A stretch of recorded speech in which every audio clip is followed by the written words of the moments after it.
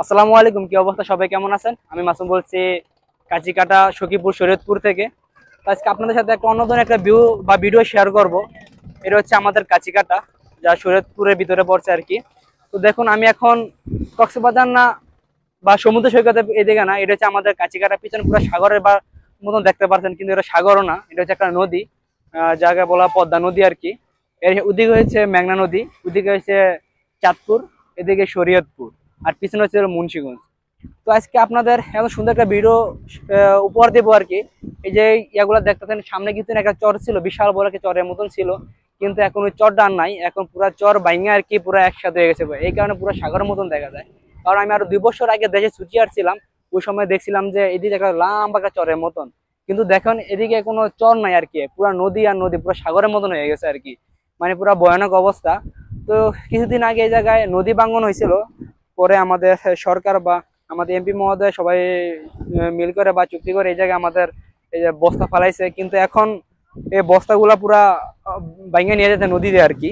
মানে এমন একটা অবস্থা বর্তমানে, পুরো ভয়াবহ অবস্থা। আমাদের যে কাছিকাটা অঞ্চল এখন কি থাকে নাকি এ নিয়ে অনেক সন্দেহ আর কি। এই যে পিছনে দেখতেছেন, এটা হচ্ছে কাছিকাটা বাজার। মানে এদিক থেকে কাছিকাটা বাজার বেশি হলে হয়তো 2 মিনিট সময় লাগবে, হাইটে গেলে 2 মিনিট লাগবে না, হয়তো 1 মিনিট লাগতে পারে।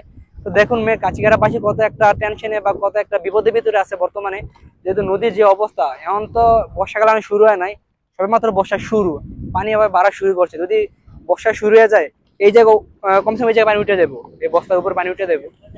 তো ওই টাইমে পুরা ভয়াবহ অবস্থা। তো আমার মনে হয় যে এবার কাছিকাটা থাকবো।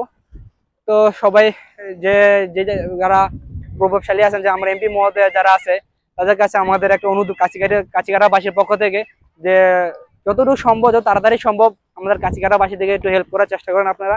আপনারা যদি আমাদের পাশে না দাঁড়ান, আমাদের কাছিকাটা যে একটা গ্রাম বা যে একটা ইউনিয়ন আছে, কাছিকাটা একটা আমাদের মানে একটা মানে দেখার মতো আর কি, আমাদের একটা গ্রাম আর কি কাছিকাটা, বা একটা ইউনিয়ন বলতে পারেন।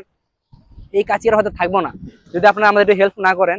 তো বর্তমান তো বর্ষা শুরু, জানি না আরো কত বিপদ বয়ে আনে এই কাছিকাটাবাসীর জন্য আর কি এই নদী।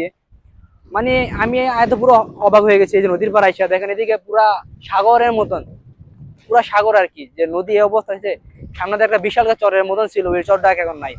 ওই ওদিকে আছে হয়তো অল্প একটু আছে চর, ওইটা হয়তো এবার ভাঙ্গা লাগবে আর কি। ভাঙ্গা নিলে মানে পুরা বিপদ আর কি। তো আজকে ভিডিওটা বেশি বাড়াবো না। দেখুন এদিকে অনেক লোক আর কি নদীর পাড়ে বসে আছে, এদিকে আছে এদিকে আছে, মানে লোকের কোনো অভাব নাই এই নদীর পাড়। মানে এই জায়গায় এমন একটা মানে একটা পর্যটক কেন্দ্রের মতন হয়ে গেছে বর্তমানে। কিন্তু মানুষের মনে অনেক কষ্ট বিরাজ করতে, কারণ যে কোনো মুহূর্তে বা যে কোনো সময় ঘুমের থেকে উঠে দেখতে পারে যে তাদের বাড়িঘর নাই। তো এই কারণে আমাদের জন্য সবাই দোয়া করবেন, আর কাছিকাটা বাড়ির জন্য সবাই দোয়া করবেন। তো আজকে ভিডিওটা বেশি বাড়াবো না, আজকে ভিডিওটা এই পর্যন্ত। সব ভালো থাকবেন, সুস্থ থাকবেন।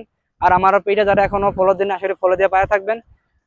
সবার জন্য রইল অসংখ্য ধন্যবাদ এবং অনেক অনেক দোয়া এবং কি ভালোবাসা।